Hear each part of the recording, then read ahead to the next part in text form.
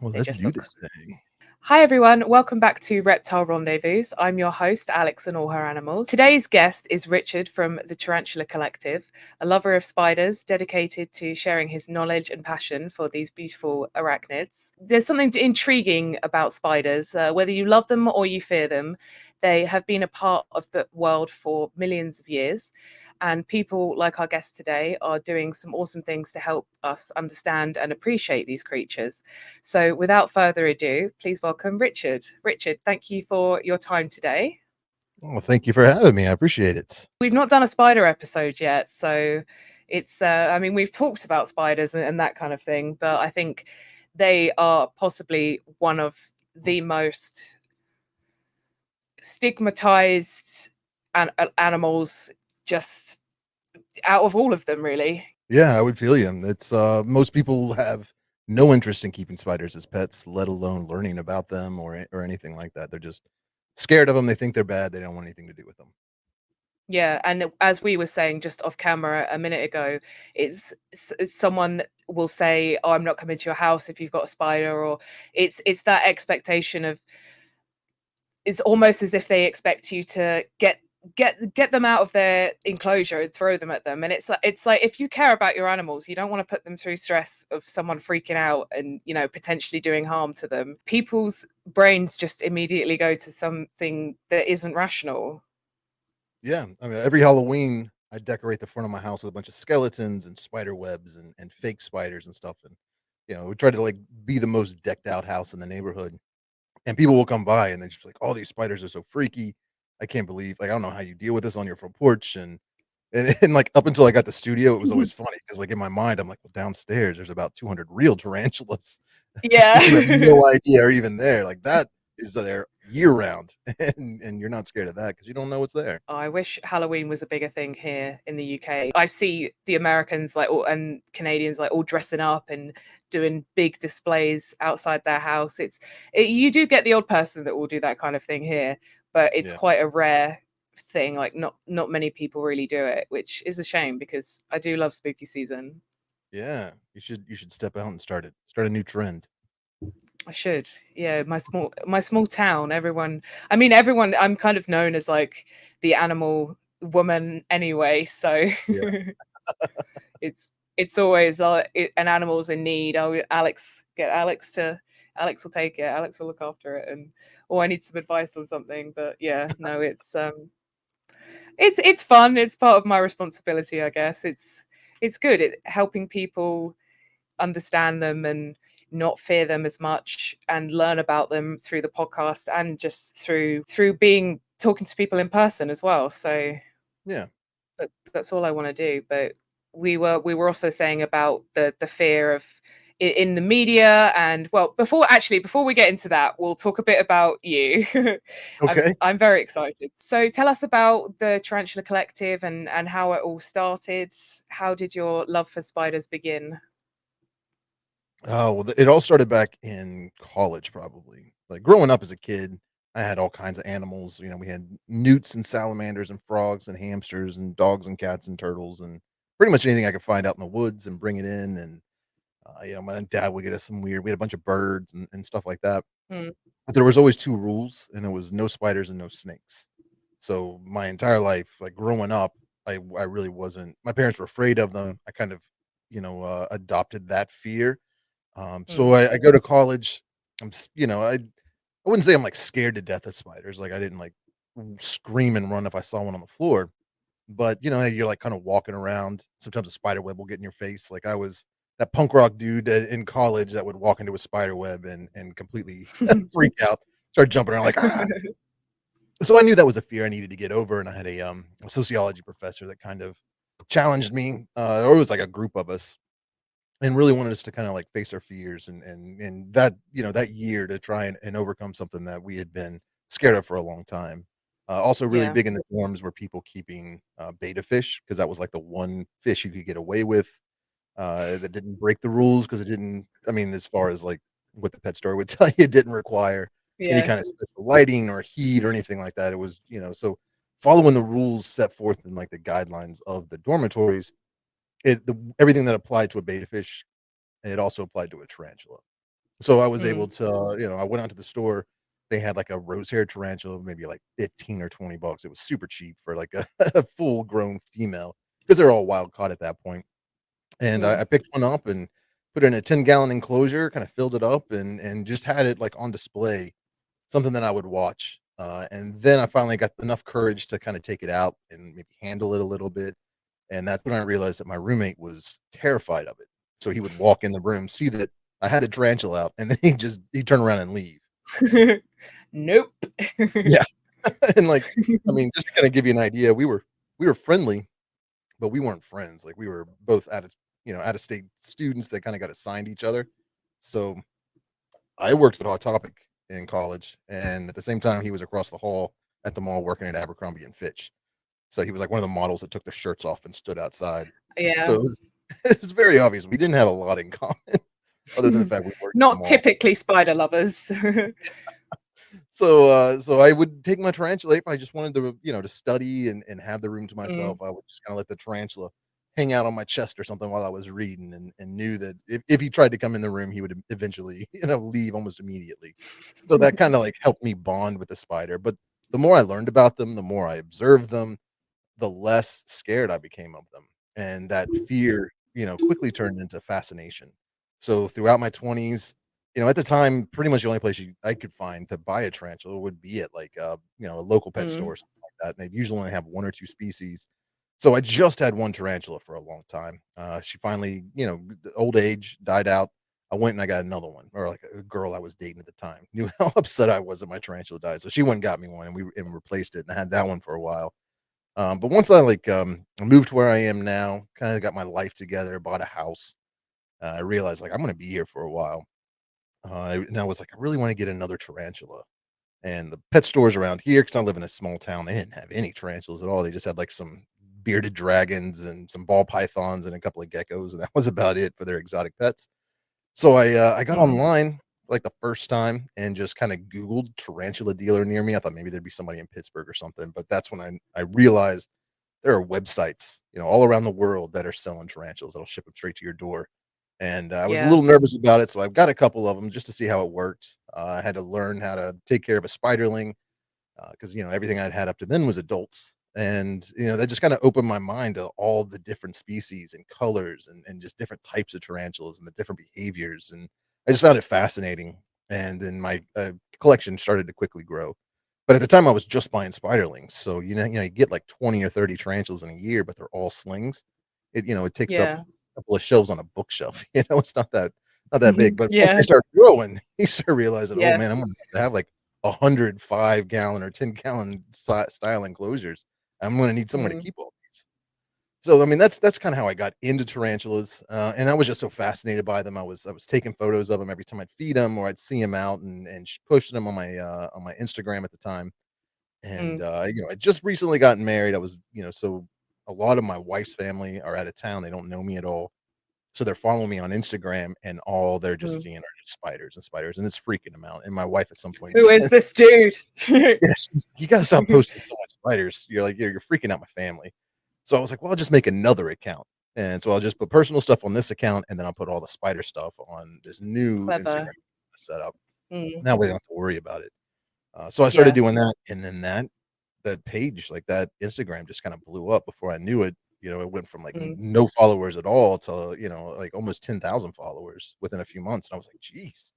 And people are asking me a bunch of questions about how I take care of them, how I set up their enclosure, and all that kinda stuff, and, this is 6 or 7 years ago, and just talking to people on Instagram was really frustrating then because you couldn't really I don't remember, like, we were limited on how much you could say, so you would have to leave, like, multiple messages, and it was Oh, not the yeah. best. It wasn't very conducive for conversations, like the comment section under Instagram. So I set up a Facebook page or a Facebook group and was like, if you wanna have these conversations, let's take it over here and we can talk about all that. And I was like, making posts about how I do stuff and answering questions and talking to people, and they were sharing their stuff, and it was kinda turned into a real good community. And then that started growing like crazy, but I realized, like, I'm answering the same question, like, every couple of days, somebody's asking me, like, "How did you make this enclosure?" And I'm typing it all out, and then a couple days later, I'm, like, Yeah. trying to I was like, "I'm just gonna make a video that's just gonna show how I made this enclosure since I get asked it so much. Mm. I'll post it on YouTube so when anybody asks, I can just drop the link, and then that'll explain it all to them." And then, like, that video, I mean, it's not like my best performing video, but at the time, like not having any videos on YouTube, and then all of a sudden you got a video that's Yeah, getting 5, 10,000 views. It's just like, wow, like I that's quickly, cool. and it was Yeah, just everybody from Facebook and Instagram, not everybody, but a good portion of them subscribed to my YouTube channel. So I got to 1,000 subscribers really quickly, and was just like I kind of enjoyed it. So I started just making more videos based on the questions people were asking me, like how do you take care of this species, or how do you set up this type of enclosure? And I was just filming them with like my phone. I was just like a little Samsung Galaxy. I didn't have a mic or anything, and mm, did that for a while. And the job I was working at, I did a lot of photography of like coins and antiques and jewelry and things of that nature. So I had some experience with a camera just through that, but it's a lot different than like filming something. But for yeah. Christmas that year, the guy I worked for had seen that channel was growing. I was getting really into it. So he bought me this used camera. It was a Lumix GH no, it was a Lumix G7.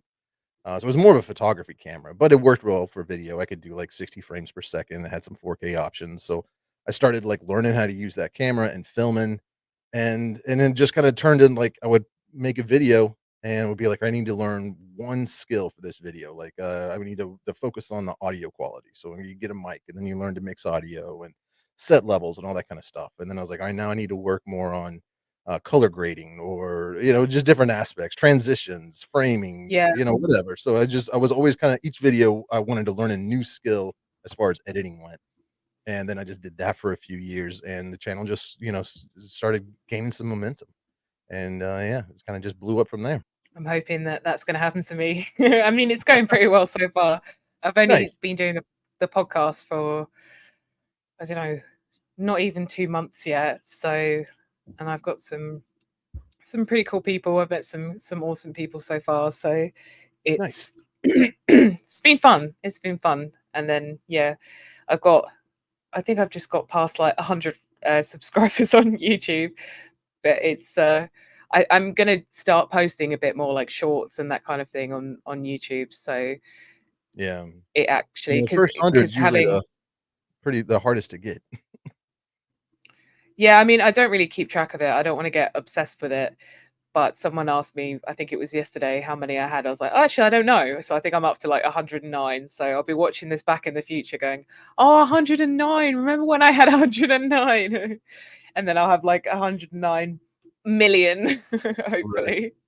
And the thing with at least with Yeah. YouTube, like the subscriber thing, that's just pure vanity. Like there's no real algorithmic kind of, it doesn't matter how many subscribers you have. What matters is how many views you get. You know what I mean? So it's like you could Yeah. have 1,000,000 subscribers, but if you're only getting 1,000 views per video, like you're not going to be making any money.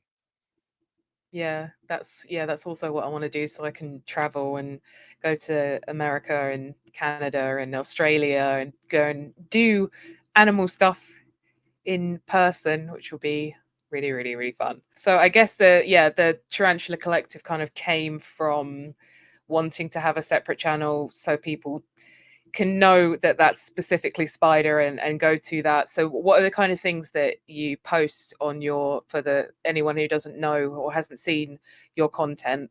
Yeah, I mean, I wish there was like a really cool story where I was a kid and knew growing up like this is what I want to do. But I mean, really, the YouTube thing just was born out of laziness and not wanting to continually type the same thing. But since then, it's really started to evolve. Like it really became a passion. As much as I love tarantulas, like photographing and then filming them, I find just as fascinating. So I've kind of grown from there. I focused mainly on care videos for a while and was just kind of going through every species that I've kept for a while and have been successful with, and just kind of sharing my experience, how I take care of them. These are how these are the things I do. This is how I set up their enclosure. This is what I feed them and how often. And I did that for probably about a year or so. And then I just kind of got to the point where that was just so boring because in a lot of it, especially when you're talking about like New World tarantulas, it's the exact same thing. Like they keep them in a terrestrial enclosure and you set it up like this. And this is it's like I was just repeating myself, but with just different B-roll and referring to a different species. So Yeah. I kind of like lost interest in that and decided to kind of try to expand the palette, maybe find some different types of viewers. And so I started doing like top 10 lists, top 5 lists of like, great beginner species, great old world species, like the top 10 black tarantulas or red tarantulas, and just kind of started hitting those things. Those are doing really well. It was about the same time, Wiccan's Wicked Reptiles, we kinda started at the same time, and we were growing for the first few years, like, shoulder to shoulder, and then when he Mm, went all in on a lot of those top 10 lists and stuff, he just, yeah. just kinda blew up and accelerated, so I was like, "Well, I'm gonna focus more on that." So I did that for a while, and that was doing that was going really well, but same thing happened, like, I just kinda got bored of, writing these top 5 lists and top 10 lists and, like, trying to come up with a new way of talking about these Mm, 5 tarantula species that I have filmed already, like yeah, just having it was I don't know, just struggling coming up with creative ideas and decided to maybe try something a little bit different, something that nobody else was doing because it seemed like there's a lot of people out there making tarantula care videos or a lot of people out there doing unboxing videos and a lot of when, I started getting successful with the top 10 lists, there were a lot of other people started doing that as well, so I was like, "Well, one thing that I really enjoy watching is nature documentaries. I'm at home by myself, yeah. I pull up Netflix or Hulu or something, I'll watch Planet Earth or, whatever documentary is new, and as fascinating as I find them, I find the behind the scenes kinda content, like, at the end, even more Oh, fascinating, like, yeah. how I they love got that these stuff as shots, well. Yeah. and I thought that was really cool, so I started studying a lot of that, looking into that, and by watching all these documentaries, you realize, like, they're focused on lions and giraffes and rhinoceros and elephants and cool birds and monkeys and stuff. Tarantulas and scorpions and other spiders, they might get a mention, it'll be like a 20-second as a tarantula Yeah. crawls through the forest, and then it pans to a monkey or something, and you're just like, "I wanna learn Yeah. about the spider," like, not I mean, they're those bigger animals are a lot more popular, and they're cool and cute and stuff, but, it was always those spiders, and then there was one documentary, and I think it's on Hulu, and it was called I always get it wrong, something like, Dawn of the Dead, or it sounds like a zombie movie. I think it's Dawn of the Dead or something like that, and it was one of the directors was, Ramirez. So he was a horror movie director, and he Yeah. did this nature documentary about these animals that live and hunt at night. So it was focused mainly on, like, owls, scorpions, tarantulas, spiders, centipedes, like, all the cool Scary at stuff. night stuff. Yeah. Yeah, yeah, Yeah. and I was just like I was fascinated by it. Like, it wasn't the best documentary I've ever seen, but it was kinda cool. It was a little cheesy because they were trying to turn it into a little bit of a horror kinda thing, but it was cool, Mm. and I go in but there was no, like, behind the scenes episode, like, at the end. So then I started doing, like, Oh. Googling, researching because 'cause I'm trying to figure out, like, how it possible for them to get this shot inside of a burrow, and that's where I learned about the probe lens. Like, I just recently got one of those Laowa probe lenses, which is, like, a couple feet long. Oh, It's it's a like the really thin long yeah, lens. yeah. Yeah, you could stick it down in there and, it was really expensive, but I figured if there's anybody out there this lens is made for, it's for people that do stuff that I do, like filming Yeah. bugs and spiders and stuff like that. So I've been messing around with it, and it's a really difficult lens to use because it's so long and the lens is so small, like, just the slightest bit of movement can make this, on screen, these huge jerks.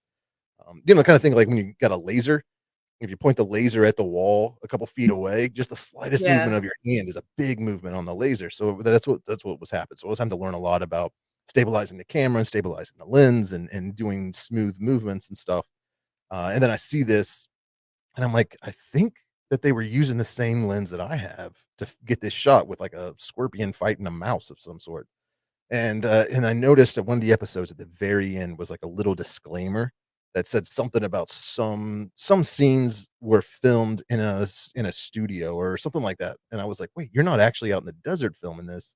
You created the desert inside, like, a sound What? stage and are filming them." And I was like, "I can do that in my basement." So I, like, got some plywood and made, like, my first little kinda fake set on my coffee table down there, and it wasn't great, but it That's was a cool. start. And, Yeah. and I filmed my first mockumentary, acting like I was out Sonoran Desert filming this, a fauna cody's tarantula, and half the people were like, "Oh, this is really cool," but then there was, like, a group of people that didn't realize it was fake. Like, they thought I really went out there and filmed it, and I was like, Yeah. "Wow." I mean, I didn't fool anybody or everybody, but some people bought it. So I was like, "I can do this better." So then that became my focus, was, like, making more elaborate sets, more naturalistic kind of environments, building sets specifically for like, I've got a jungle set, I've got a desert set, I've got, like, a scrubland set, I've got it, what essentially is like an arboreal set. It's just a bunch of cork bark that Mm. I got plants growing on it and stuff so I can get arboreal Sweet. tarantulas, and yeah, so I Yeah. started focusing on that, and, I was really enjoying that. The problem was I was running out of room, I was getting too many spiders, these sets were getting big, the lights were getting big, the basement was just packed, and I have a family, so, like, the kids wanna go down there and play, and I've taken it all over. So I finally Mm, was like, "I've been doing this long enough, been successful enough, it's time to get out of the house and, like, focus on this as a real business." So, started looking around for some retail space or, like, commercial space, and not far from my house, there was a strip mall, and in the basement, there was a dance studio, and they went out of business, and that was just this vacant so I'm, like, looking for all this space, and it's really expensive, and meant to then be. one of the guys I was talking to trying to rent, I'm like, "This is 3 times my budget for this retail space." And he's like, "Well, I got a spot downstairs that maybe will work for you," and we went down, Mm, and it's this massive studio, like, dance studio, and he had wow. told Yeah. me it was only gonna be it was like 1,000 square feet or something like that, and told me the price of rent, and I was like, I think I can swing that. That's in my budget." Then we get down here, and it was almost 3,000 square feet, and I was like, "Well, how much is rent gonna be?" He's like, "Same." I was like, "Then deal, let's sign the lease right now." Nice. Yeah.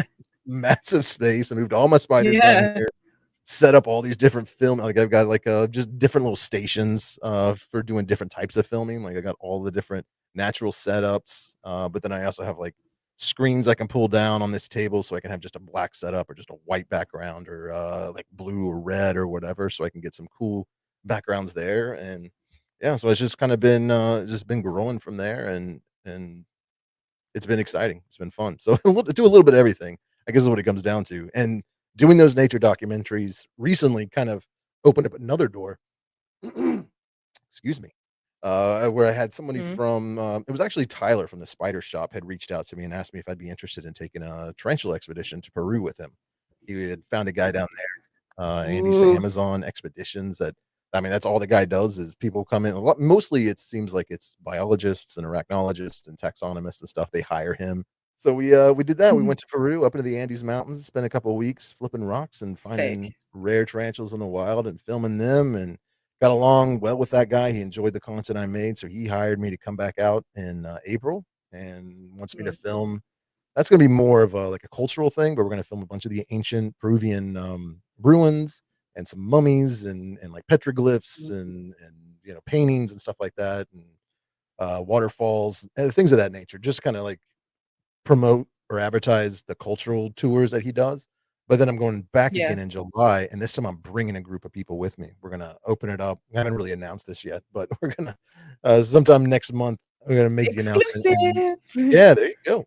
We're gonna open it up to there'll be 10 I think, like, 8 spots available maybe or 6 spots available, something like that, but you can, you gotta fly yourself to Lima, which is I mean, I think that plane ticket's like $1,000 in and of itself, but then you buy this package, and I think altogether there'll be 10 of us, including, like, me and the tour guide and one of his employees, and then, he essentially meets us in Lima, flies us to wherever we gotta go, like, it's an all-inclusive trip once you get to Peru, like, your flights, your food, your lodging, everything's, Mm. taken care of. The only thing he doesn't pay for is, like, your souvenirs and your booze or whatever you wanna get that's beyond basic meals, so it's pretty nice. You just pay this flat fee and, it's taken care of. And we're just gonna go, all around northern Peru looking for some really cool Panthabeta species and avicularia and a lot of stuff I didn't get to see on this last trip.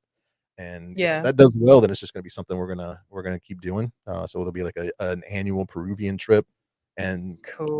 because that last one did so well, I've also been invited out to Arizona and to Texas and Missouri and California and hopefully we'll be going to Mexico and Costa Rica, and it's just like all these different kind of doors are opening up to Yeah, go out to the wild and film these tarantulas in their native environments. so cool. It's really, yeah, jealous. Very jealous. So when will that be a thing that people can apply, like, or get tickets for? I'm not really sure yet. I mean, it will probably be November, December. I would guess it'd probably be announced in November and be open in December. Because Okay. I know that Well, if it's in July, it's like February is the cutoff to when everybody's got to be signed up and have their deposit, which is like half of the package price. It turned into the guy, so he knows who exactly is coming and who isn't. so what are some common misconceptions about spiders that you'd like to clear up? Oh, geez. Like, that's, like, a good chunk of my All of channel. I them. have all kinds of videos on, like, busting tarantula myths and just different weird facts about spiders and tarantulas in general. Um I mean, when we're talking about tarantulas, I think the biggest excuse me, when we're talking about tarantulas, I think the biggest myth is that they're deadly. And that was something we ran into a lot in Peru when we'd have locals come up to us like, "What are you guys doing on the side of this mountain flipping rocks? Like, what are you looking for?" And Yeah. I'd tell them we're looking for tarantulas, and they would freak out. They'd be like, "No, don't do that. They're deadly. They'll kill you. If you touch it, your hand will turn black and fall off." And it's like, that's not real. Like, that's not there's no scientific Yeah. basis to that. That's just some weird superstition that you picked up. And trying to educate people, like, yeah, they're big and they've got big fangs, and it would hurt if they bit you, but their venom is not very potent at all, especially New World Not species, like yeah, not potent enough. Yeah, for yeah, humans. But for small animals, then that's different, but humans, it's a right. completely different ballgame.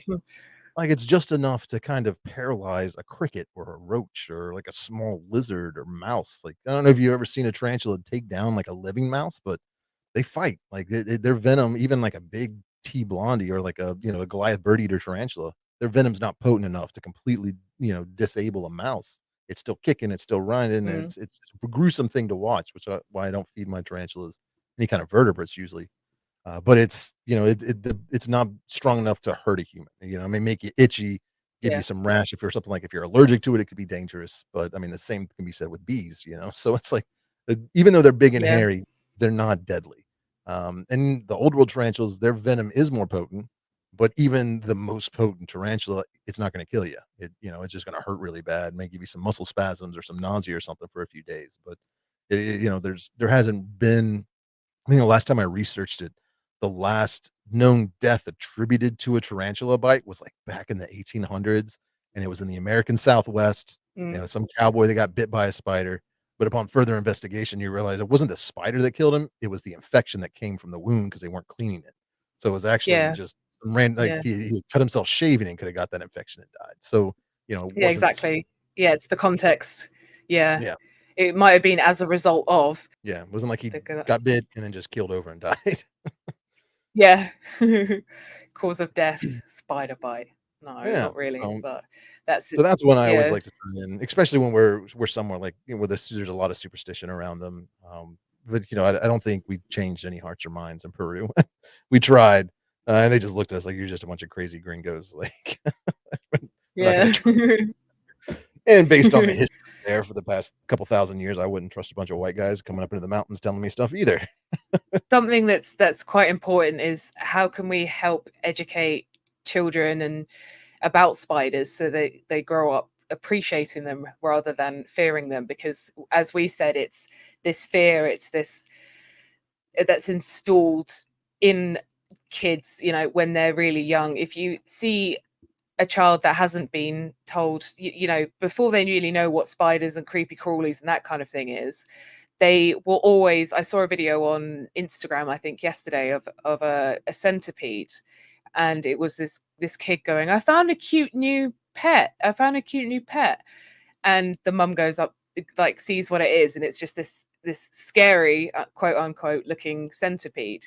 And Mhm. they're not kids aren't born with a fear of these types of things. It's the adult's responsibility to teach them that it is okay, that they aren't going to hurt you. They just aren't conventionally beautiful.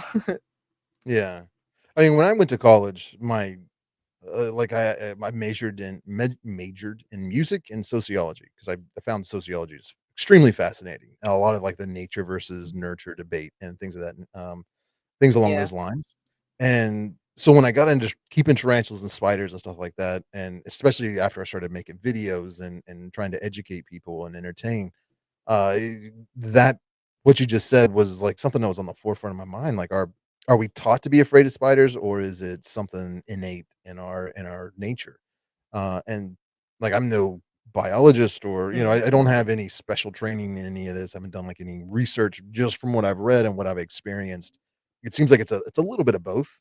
Like, I think there is, like, deep in our DNA, there is that part of us that just is born with this innate fear of, like tigers and lions and spiders and things that would hunt us, or that were dangerous for us when we were cavemen, and things of that nature. Yeah. But I think, when it comes to spiders, it's more of like it's a creepy thing you don't wanna touch, but it's not a fear like I'm gonna turn around and run away and scream and hide. It's just like that's not something we can eat, and it could bite us and hurt us. But it's the nurturing, it's the families, it's the parents that are afraid of the spiders or the grandparents that are afraid of the spiders, and the kids learning from their reaction and being like, "Oh, wow, Yeah. this big" the hero in my life, the person that makes me feel safe and comfortable is Yeah. scared of this little spider. I should They probably so protect me.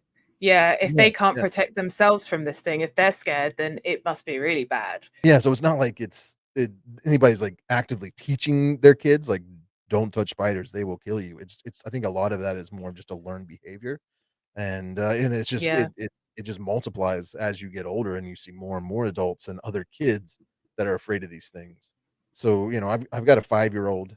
We adopted her when she was about 2, doing the foster care thing, and initially, she didn't really when she was, like, a little kid, like a baby, and she couldn't talk, she didn't really have any fear of spiders, but I don't think she understood what they were, but she has since grown up Mm. in an environment where I am working with spiders on a daily basis. Like, for her first couple of years of life, there were 200 tarantulas, in different enclosures and all kinds of different centipedes and scorpions and spiders that she could just go downstairs and look at, and that was normal to her. It's caused some Yeah. problems now that she's in school because teachers aren't too excited that she is such a fan of spiders and has no fear of them. I in What's wrong daycare, with that? Like, I don't why does it have to be an issue? Like, that doesn't make any sense to well, me just because you're if outside it was some playing and she sees a big grasshopper, she'll run over and grab it and pick it up or put it on her face or go show it to her teacher, and then the teacher's freaked out. They're like, "Whoa, whoa, whoa, whoa, keep that bug away from me." They're like, "She has no yes, fear with inverts." I'm like, "Well, that's a good thing." But as from where her teachers are concerned, having to deal with her picking up bugs and spiders, they're not too excited about it.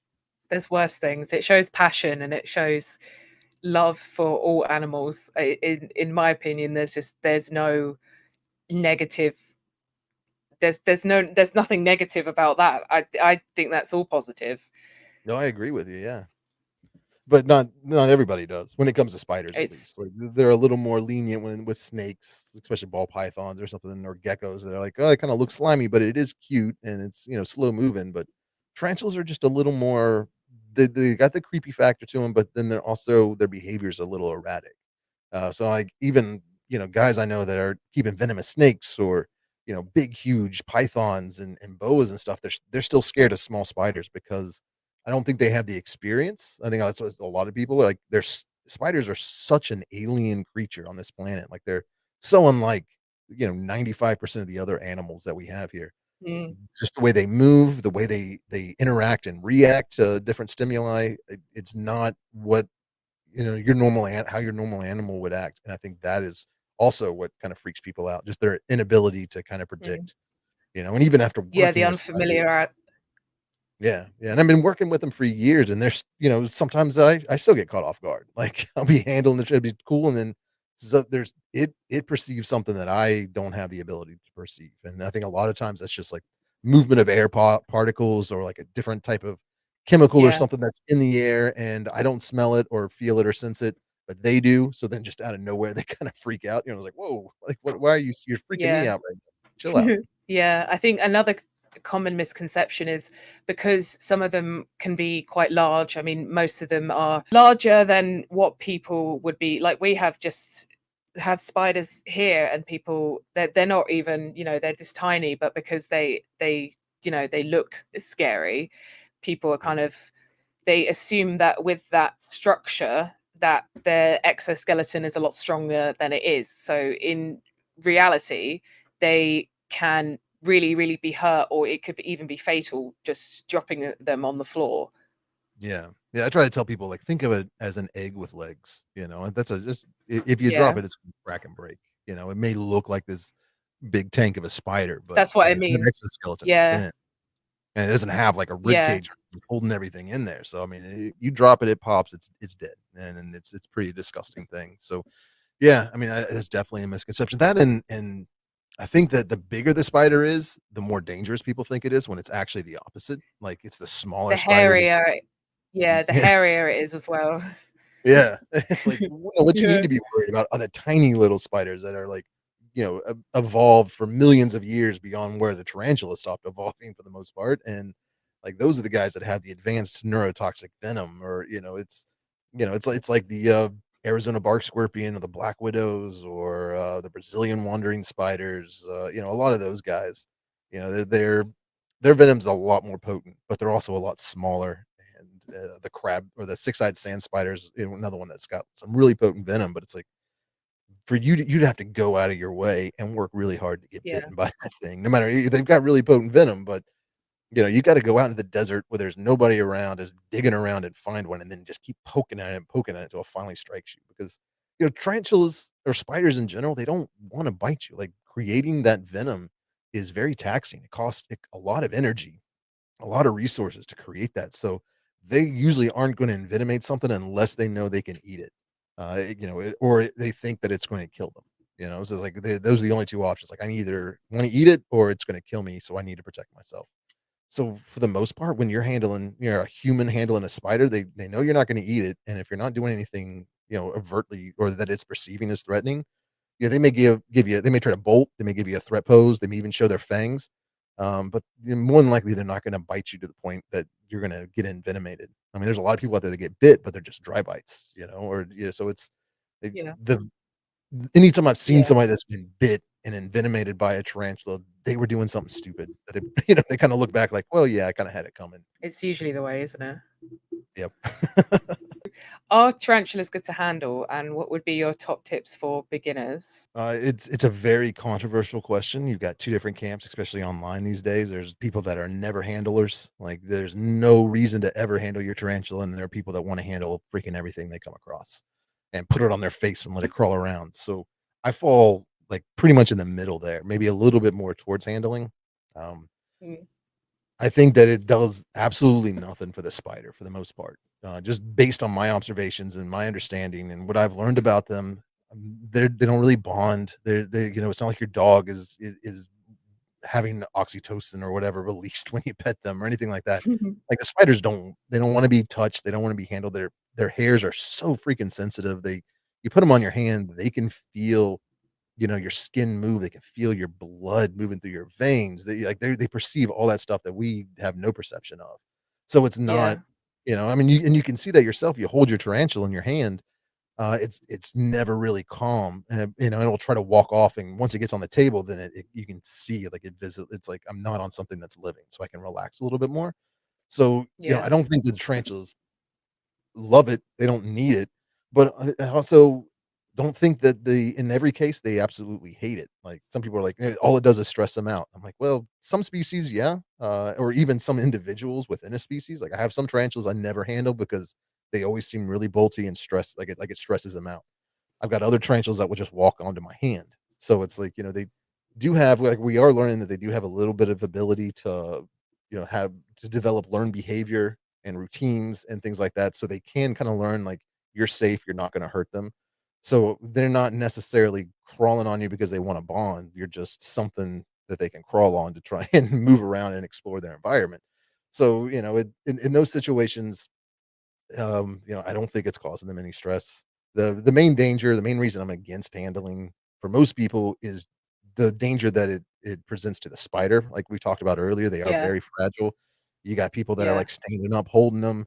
They're putting them on their head or on their face and taking photos and videos, and that's really dangerous because your face is not something that the tarantulas evolved to really hold on to. So it's very easy for them to be crawling and just lose their grip and slip, and, a Yeah. fall of like 4 or 5, 6 feet is gonna be deadly. A fall more than maybe a foot or 2 is gonna be deadly depending on their size, and what they're falling onto. So, when I handle tarantulas, I'm either sitting down on the ground or I'm sitting at a table, and I don't have Yeah. them more than a foot from where the surface is.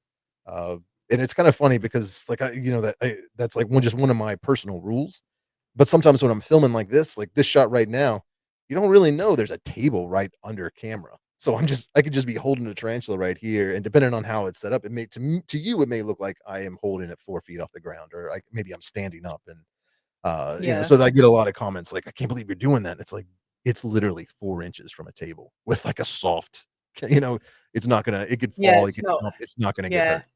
hurt. So trying to educate people, that, you can do this if you want to, and there are a lot of people out there that find therapeutic value in it. Like, I know some people that work with people with, different different levels of autism or other kind of mental disorders, PTSD, things of that nature, and they find there's something about holding a tarantula, like, it's just such an otherworldly creature. It's so unlike everything that we need. There's so much kind of innate, baked in fear of them. Yeah. Holding one and nothing bad happening kinda helps relax people's minds. Like, this is something I was scared of, and now I'm holding it, and it's not doing anything harmful, and The it's actually thought kind of it of rather feeling. than yeah. Yeah, you're overcoming your fears, you're doing things you didn't think you could do, like, there's just a lot of benefits in that area. So it's mainly all the benefits are for the humans. So if you're gonna handle a tarantula, I suggest terrestrial New World species like tarantulas from, North America, Central and South America, just because they don't have very potent venom, and they're usually the terrestrial species are a lot more docile and slow moving. So it's much easier to kinda control them and handle them in a safe way. When you get into, like, a lot of the old world arboreals, like, they are extremely fast, they're very bolty, they're kind of photosensitive. So you could be calm, the situation could be calm, but they just get a flash of that Could bright just light, be that's enough to get them to bolt. And their venom's a yeah. lot more potent, and they don't have urticating hairs like the New Worlds do. So that's like the first line of defense for a New World tarantula is they'll kick some hairs, then okay, they feel threatened, they feel nervous, we need to be calm or maybe just not do this right now. Whereas an old world tarantula doesn't have those urticating hairs, so their only line of defense is to bite. So they might give you Yeah. a couple threat poses, get really dramatic, try to escape, and if none of those things, like, if you're still holding them and, kinda work them around and they've given you those warning signs and you've ignored them, then there's a good chance they're gonna bite you. And, they may not fully envenomate you, but a tarantula's fangs are pretty big, so, I don't like holding, Yeah. old world tarantulas too often. There's a few species like the, golden blue leg baboon, the Harpoctera pulchripes, or the, Monocentrophus balfouri, the Socotra Island blue baboon, like, those are both old world tarantulas that don't have urticating hairs, but for the most part, they're pretty docile, and I have never had one give me a threat pose, let alone try to bite. But same can be said with, some of the Poecilotherias and species like that, Pteronoculus, like the orange baboon tarantula, like, unless I have a very docile specimen, I'm not trying to handle them. But yeah, so I mean, I got a whole video on that. Like, I think it's top 10 tips for handling tarantulas. So it goes through the just how to do it safely for both you and the tarantula, how to find, how Yeah. to kind of test their temperament beforehand, what warning signs to look out for, but then also what species I suggest are among the best. And for the most part, it's like the faunopelmas, grammostolas, a few brachypelmas. When it comes to brachypelmas, which is like the Mexican red knee, the Mexican flame knee, a lot of those species, it's not their temperament or their venom that worries me. It's the urticating hairs, because they tend to be a little more, I don't know, they have a predisposition to kick them at the slightest bit of something that might be threatening, Yeah. and the type of urticating hairs they have. Like, there's 7 different types. I think Brachypelma has 2 or 3 of these types, and one of them is, like, the most irritating to human skin. So, like, Brachypelmas can really pack up right up there with, like, Theraphoses, like the Goliath Bird Eater tarantulas. They've got some nasty urticating hairs that will get on you and will itch like Yeah. crazy on your face. I didn't tell you what my spider was, did I? Did I? No, I don't think you did. So I went I went for the Goliath Bird Eater. I went Oh, for a jeez. sling. I know. Go hard or go home. There It's you go. but yeah, I don't think I will be handling them just because it's not really worth it. As you said, they don't get anything from it. I went in knowing that it's one of those things that is more of a just view and admire them kind of animal than for handling, and I'm okay with that. I took it out of the thing, and I was just like, wow. Even as a sling, I was just like, wow. There's They're a big spiderling. the thing that I hadn't they oh man, absolutely gorgeous. I forgot how much I really like spiders. Like, I've had experience with spiders and that kind of thing, like the Goliath Bird Eater as well. Mhm. And for the longest time, I've not had spiders because, as I told you, my mum is just terrified, and she, is saying she'll never come here again. And I was like, do you know what? I really want, I really want to actually get into them a bit more, and actually start keeping them, and other things like that. Yeah, and I don't think this is just my experience. I think this is pretty uh, universal. I'm not gonna let someone else. Yeah, I'm not gonna let someone else's. I'm the one that lives here. I'm the one that has to take care of it. She doesn't have to see it every day. She doesn't have to. I don't go out of my way Sure. to show it to her. She doesn't even know where it is in the reptile room. It's. I'm not gonna go out of my way to stress her out, but then I'm not also just. I'm gonna do what I want to do just because it's. And I don't regret it at all. Oh, Mhm. it's just absolutely gorgeous. I think Like I that said, the majority of people who say, like, "I won't come to your house if you have a tarantula," or, make all these kinda just ridiculous threats, empty like, threats, yeah. very hyperbolic. As soon as they come in and they see it in the enclosure, that fear turns to fascination real quick, and sometimes those people that are the most defiant and make the most noise about how ridiculous it is or how scary it is that you have a spider sometimes become the ones that like them the most, and that's the first thing they do when they come over to your house is, "Can I go see your spider?" It's like Yeah, it's and once they know that it's secure in this thing, it's something they can view, that's what I I think a say, lot of yeah. people goes away.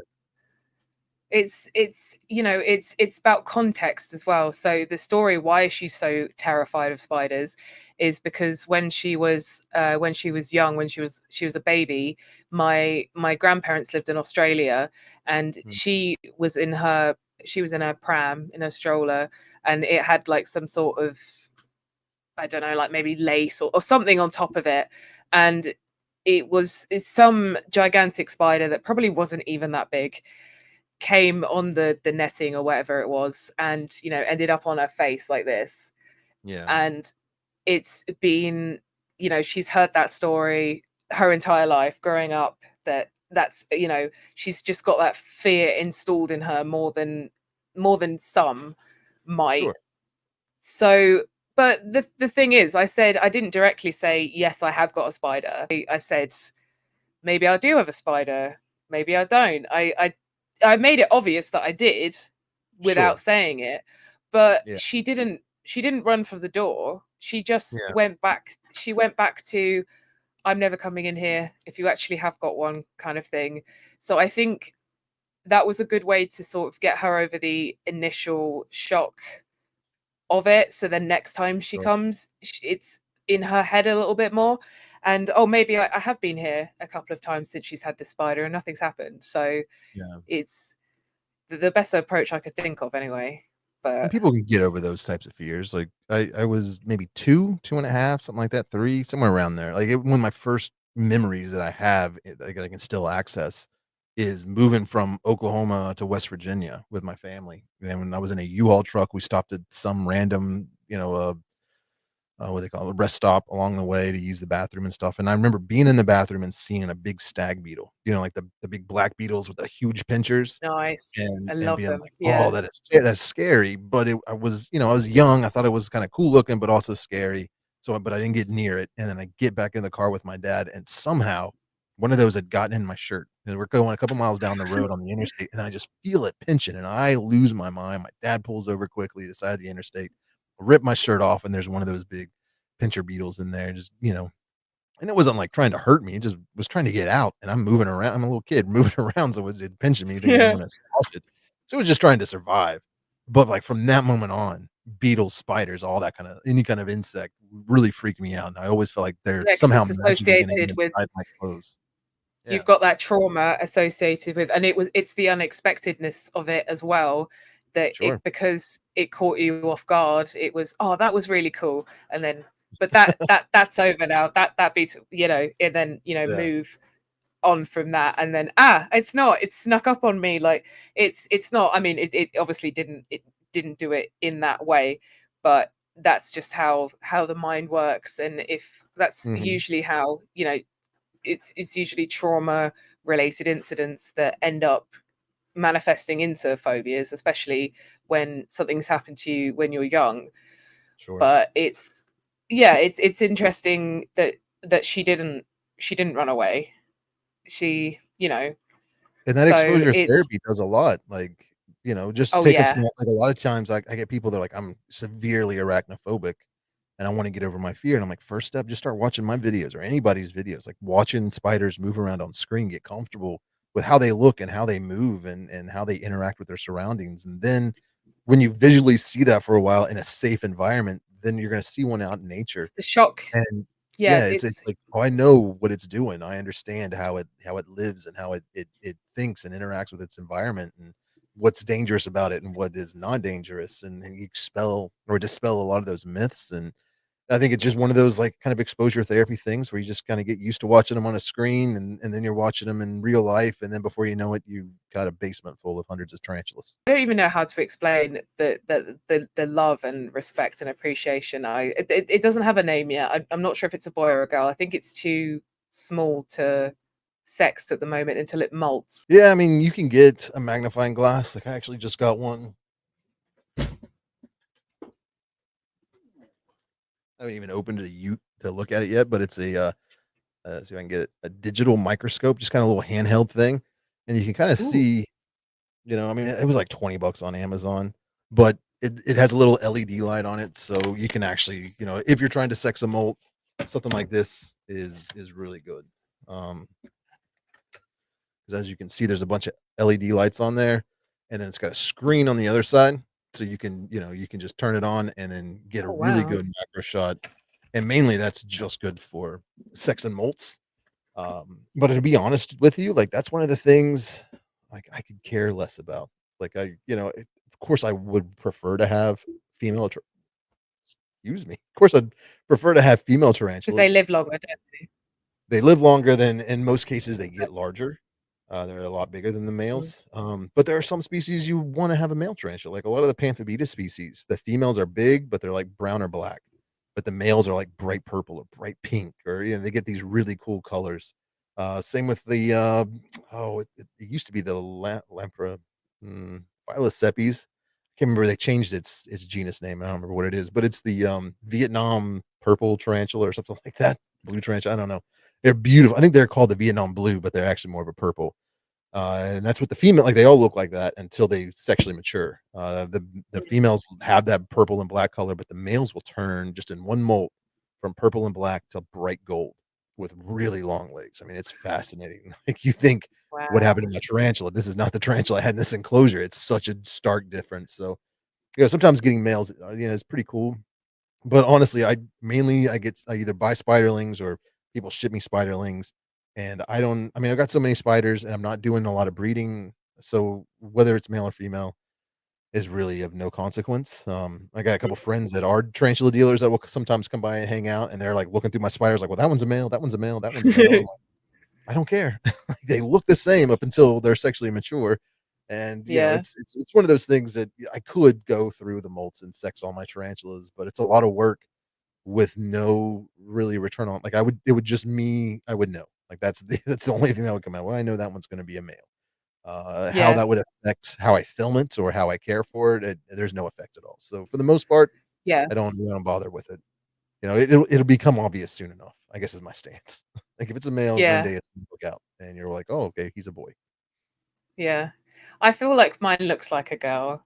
I don't know why, I just and that's which is really silly because it doesn't really work like that. Oh, yeah, it But I does not. think with I it had a really I had a doesn't. bird for 5 years that I was like, I always referred to her as she, like, everything about her, like, I never really she would always destroy her molts, like, she would molt by the time I got in there, she had ripped it to pieces, so I could never sex her off a molt, and it was sold to Mm, me as a female, so I just was like I just went with it, and then, maybe about a year ago, she molted and came out with massive, I was like, "Oh, you're definitely a boy. Okay." Those are some pedipalps. Like, if a yeah, female and lives 20 years, the male might live 5 or 6. yeah, exactly. That's another thing that's good to be aware of that I would like to be aware of because and I wouldn't suggest starting that with a Goliath Bird Eater, but No. they were the one the type that I've had the most experience with. So Yeah, I mean, they're a cool it species, but they're more in the intermediate range, like, they do have some required, like, they're big, they're fast, they got some nasty urticating hairs, and they have some humidity mm, requirements that can be difficult sometimes for a new keeper to maintain. yeah, I mean, I've got all the different kinds of animals like the reptiles and the amphibians that is similar. So I kind of know Sure. my way around humidity and that kind of thing, especially in little tanks like that. So Yeah. I'm actually getting one from Cody. How Yeah, are he you makes. I'm sorry, Hmm? go ahead. No, what I'm were just you trying to saying? figure out how you're getting animals and stuff from people in the United States. Oh no, no, it wasn't from him. No, it Oh, was okay. he has done a collaboration thing with Arachnospace, a Sure. UK dealer. So they have got his backgrounds in stock, and Nice. I'm getting one really soon. So I'm very much looking forward to it. Herb Havoc. Cody's a good guy. I just saw him a few weeks back in Orlando at Animal Con. I had actually he reached out to me on Instagram, and I don't know if you can this enclosure back here is it's like a big paludarium, so I've got like a day gecko and a red-eyed tree frog and, fish and shrimp and crabs and all kind I mean, it's just like a little or it's like a little Mm. ecosystem, and he offered to make the background for that, and I don't know, he lives a few hours away, so, I mean, 5 or 6 hours, I don't really know. It would enough where he can drive down, spend the night, and drive back. Yeah. And he came and hand delivered it, installed it, it was great, and then, it's kinda hard to see. How do I get out of the way? This way. This enclosure, it's an axolotl. I've got 2 different axolotls in there, and then similar situation, there's some fish, there's some shrimp, snails, stuff like that, just kind of another little ecosystem, like I breed shrimp and keep them in there. They're breeding Mm. in the tank, and then I also got another tank where I'm breeding them. But it's kinda nice because you don't have to worry about feeding the axolotls. Like, I do supplement some food for them, but for the most part, they're just catching the shrimp that are breeding inside their enclosure, and it's kinda cool watching them, like, kinda having some of their natural instincts and out there hunting and stuff like that, which is really cool. Yeah. But he made the background for that as well, and I was like, "Man, we gotta get you in touch with Tarantula Cribs so you can start making some Yeah. backgrounds for those enclosures because they have the magnets on the back and stuff like that." So I kinda introduced those 2 guys, and since then, he's really just kind of taken off. I mean, he's been doing making a bunch of enclosures for Tarantula Cribs, and now Tarantula Cribs is being sold in the UK through Arachnospace, and there's Tarantula Cribs Canada now, so he's got some of the stuff up there, and he's been doing, like, Mm. pet shops, and I think he even went to Tyler Ruggies or no, who was it he went to? Tyler Nolan's? I think he was up there a couple weeks Yeah. ago and building backgrounds for him, so, I Yeah, mean, he he's was. getting around Yeah. now. He's a freaking giant. Like, dude's, like, 6.5, 7 feet tall. He works hard and he does good quality stuff. So I always recommend it. Yeah, I mean, all those he makes by hand, which is very impressive. Yeah, like the dinosaur one, like the dinosaur background was so cool. I love it. I wish I could show you this one Oh, behind me in the axolotl tank 'cause I've filmed it and I'm making a video on it, but I really wanted to get as much footage as I can and really show the enclosure or the tank kinda growing in. It's finally, like, yeah. at the spot where I really now I just need to sit down and put it all together and edit it. There's just laziness at this point and procrastination, but Yeah. I really wanted to kind of go off of the axolotl's native environment and Mm. 'cause they're only found in like 2 different lakes in South America. Actually, I think it's only 1 now. I think the other one dried up, and we're not even sure if there's any of them still in nature. Like, the water temperature has risen, and a lot of pollutants in the Mm. lakes, so they may have all died off. They may be extinct in nature and only survive in captivity. But the word axolotl came from this, ancient Mayan or Aztec. I don't remember now. I think it was Aztec. Yeah, I think it doesn't matter. It was an ancient Mhm. culture, so I was like, "Well, let's take the god that the axolotl was named after and find a statue of it, and then somehow incorporate that into the background." So he was able to find, some like they dug up, a statue of Chicxolotl, something like that, and 3D scanned it, and then they were able to download that scan and do, like, a 3D print of the actual Mayan Oh, or cool. Aztec thing, and then he was able to make a mold of that and then put it in the background. So when you're looking at it, you see the axolotl swimming around, but, like, in the background, kind of in this cool little angle, it looks like the Mm. ruins of this old cave or, like, Mayan or Aztec ruins. It's really neat looking enclosure. He's So I so can't wait to crazy see it. talented. Yeah, it's Yeah. really cool. I can't wait to get mine. Yeah, Arachnospace of the size that I wanted, because obviously I've got a bigger sling than the usual. the Mhm. size that I went for, I think I got the large, wasn't in stock, so I'm gonna have to wait Mhm. a week or two, and then they're just gonna send it all together. So I'm really looking forward to that because it's Yeah. just it will be nice to have something that he's made. And shameless self-promotion, but, if you use my discount code TTC10 when you're buying your enclosures at Arachnospace, you're gonna save 10%. Yes. Do it, plug it, saves everyone loves a promo code. Like I can't Yeah. even I don't feel comfortable unless like the guest has at least plugged themselves once or twice. So you have your own enclosures or you have yours, They're are they? with You're doing tarantula I can't cribs, like, I remember. don't actually manufacture them or anything like that, like, That's very it. little Yeah. until I actually like, I get messages every day, people wanting to buy tarantulas from me. I'm like, "I don't sell tarantulas." Like, I just make content about them. I don't sell Mm. enclosures, like, there's all these, like, but I do collaborate with or partner up with other businesses that focus like, that's their main thing. So, Tarantula Cribs, I've been working with him since he first started. I do all of the photography for their website. So any of the photos you see of tarantula cribs enclosures on Arachnospace, I'm more than likely did the photography, like the product photography for them. I do a lot of like videos for them. I make like different promotional reels and stuff like that. And then recently, Tarantula Cribs has hired me to make YouTube videos for their YouTube channel. That's pretty much showcasing their enclosures and how to use them. There's gonna be some care videos and stuff like that. So, I got my content that I'm making every week, but then I'm also, I get hired by Tarantula Cribs to make content featuring their enclosures. So we had worked together and we made like a little 3-inch cube that was just a little cool little tarantula enclosure for spiderlings. And then most recently we got together and it's really cool. It's probably about this big. I think it's like 10 inches by 8 or something like that, 10 by 8 by 6. That might don't quote me on that. But it's got a bow front to it. So it's a really cool enclosure with like its green glittery background, and I was really excited about it. And when I had like a show in Toronto. I was got hired to go out and attend their show and do some promotional stuff there. And he brought like a big pallet of them, and we were selling them at the Tangled in Webs booth there in Canada in Toronto. And what didn't sell, he just sold them to just take them, like you just buy them like essentially so they could sell them at other shows and on their website and stuff like that.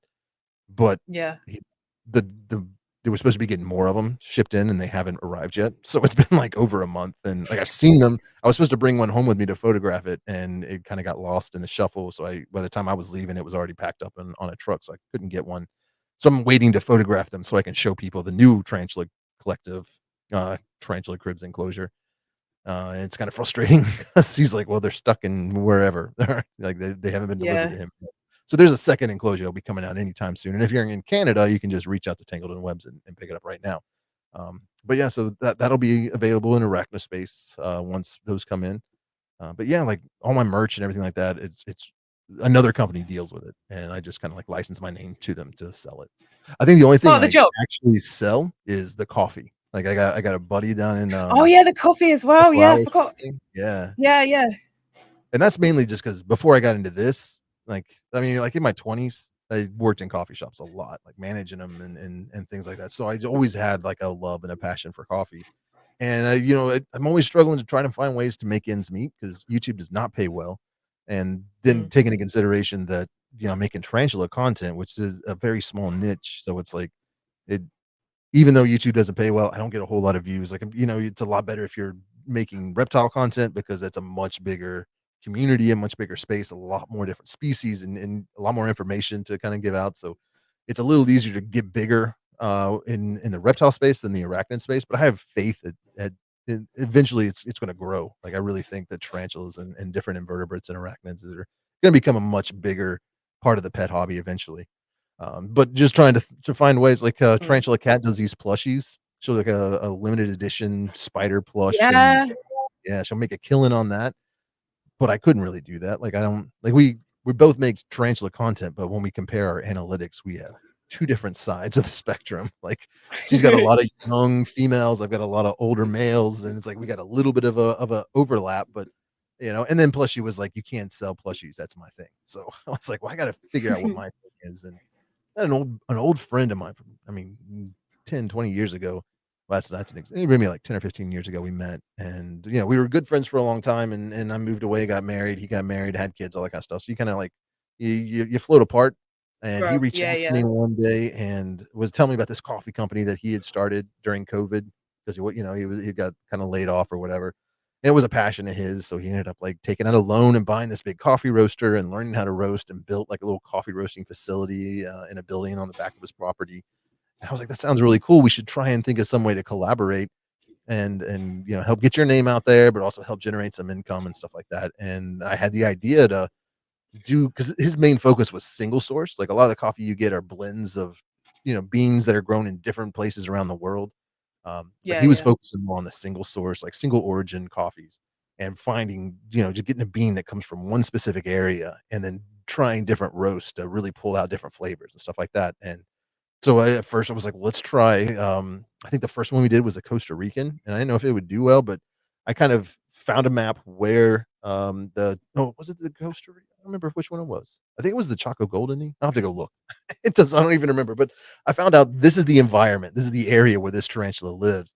So then he does his research to try and find, coffee plantations that are kinda in that same region, and then he'll Mm. buy, a couple kilograms of or however much. So you get a big pallet, one of those big old bags of beans grown on that farm or on that plantation in that area where this tarantula lives, and do a few different roasts, and we sample them and all that kind of stuff and find a flavor we really like, and then we, do like a coffee launch. And I think the first time I did 50 different boxes, so you would get like the gift box for the launch was like a bag of coffee and a coffee mug and a coaster and a couple of other cool little things, and they sold out within 24 hours. So then like the next one we did was Brazil, and so we did 100 of those, and they still sold out, like, within that first weekend, and we did a light and a Wow. dark roast, so we had, like, a very light roast was named after the Brazilian jewel tarantula, a little blue dwarf, T. celedonia, essentially, and then the other one was the Gramistola pulchra, which is the Brazilian black, and that was the dark roast, and that did really well, and we came up with decaffeinated version, and yeah, so it's just kinda been growing, and I'm getting ready to do, here in a few weeks, we'll be announcing the Peruvian gift box, so we'll have 2 different, Mm. light roast and a medium dark roast of beans that were grown in Peru, named after some of the tarantulas that we found there, and a lot of them were undescribed, so, it's just gonna be like the Haplotrema Mm. species that I found in Peru that looks kinda blue. So we're gonna launch those, and I'm kind of excited about that. And the cool thing about those beans is he was able to find Quechua is what they call the native people, where in the area we were in Peru. Mm. He was able to find a coffee plantation owned by Quechua women exclusively. So, like, not only Oh, is it awesome. fair trade, organic, and all that kind of stuff, but it's supporting local women, yeah, like, that are native to that Mm. area, which is really kind of another cool That's little great. aspect. So we're Yeah. not just educating people about where these tarantulas are found in the world and kinda tying it in with something that they're drinking every morning, but we're also trying to support, the people that live in those areas. Yeah, it's very important. No, that's good for you because you could have just, taken the culture and the nature and not gone as far as doing that and appreciating them in that way. So that's really cool. So with the coffee, that's where can they buy that once the launch? That's on the website.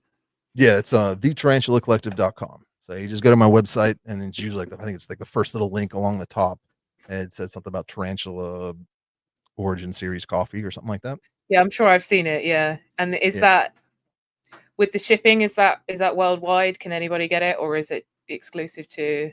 It technically, it's worldwide, but mostly it's because I'm not using, like, a big company, I'm it's all coming out of pocket. Like, I would say Mm. 98% of the people that order them are in the United States.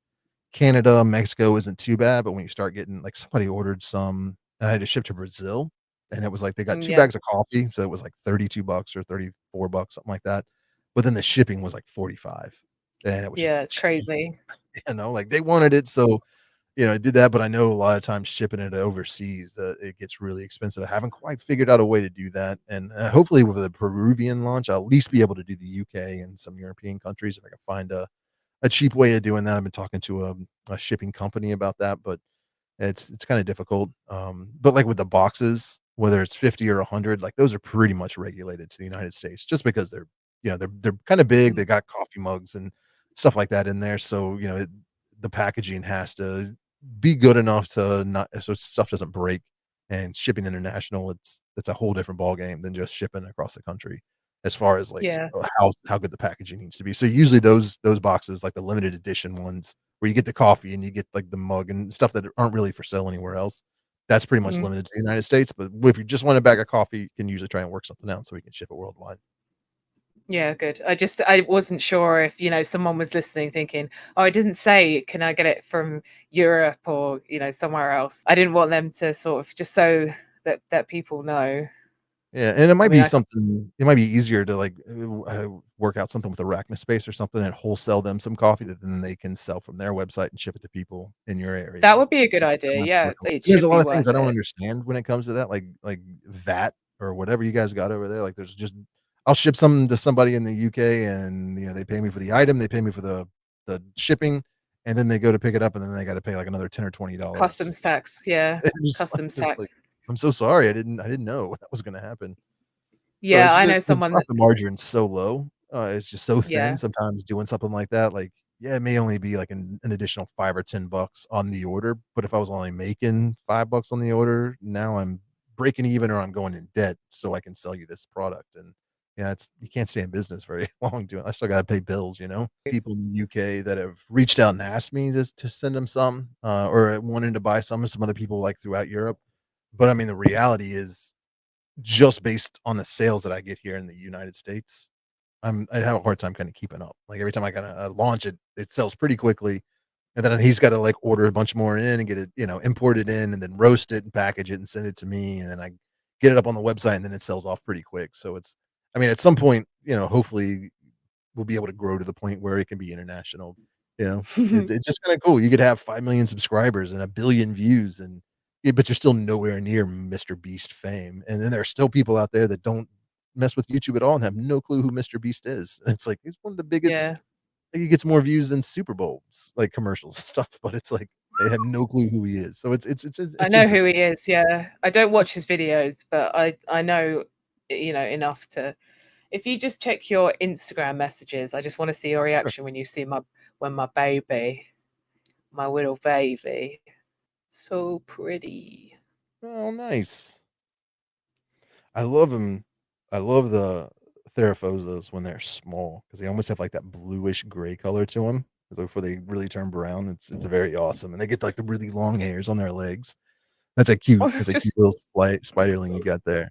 Yeah, but they grow so so fast, like, enjoy it because this time next year, she's gonna be, like, 3 times that size. yeah, I was gonna say, like, huge, yeah, it's the little eyes, it's the Yeah. eyes, it's that last picture with just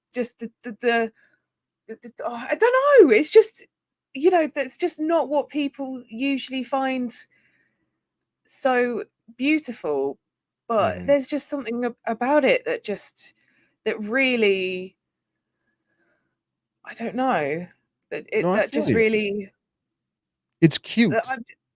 it is cute, But when you see a like spider, when you're standing up and you see it on the ground, you can't see its eyes, it's not that close to you.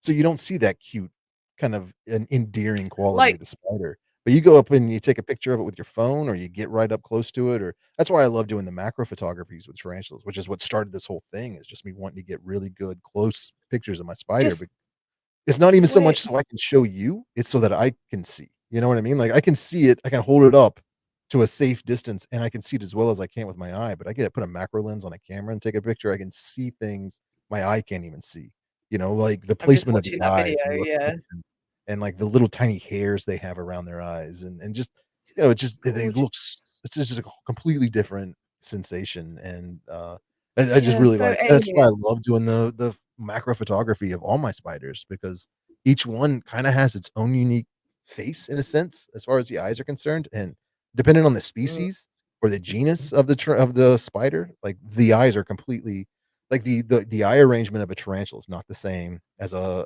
huntsman spider or, like a velvet spider or a jumping spider, like, their eyes are all different places, and, like, there's some that'll be like 4 across and then 4 on the bottom, and they're just like they're the 8 eyes in 2 lines, and some of them are bunched up, and some of them will have like 4 eyes up here and then 2 eyes on the side and 2 in the back, and it's just really fascinating that they're all it is. spiders, but their eyes are I mean, can you imagine if humans were like that? Like, people from I the know. UK had the eyes on the side of their head, and people from Australia, Yeah. it was on top of their head, like, where we "Oh, all no, keep it's our an eyes. American. Yeah, they've got their eyes on."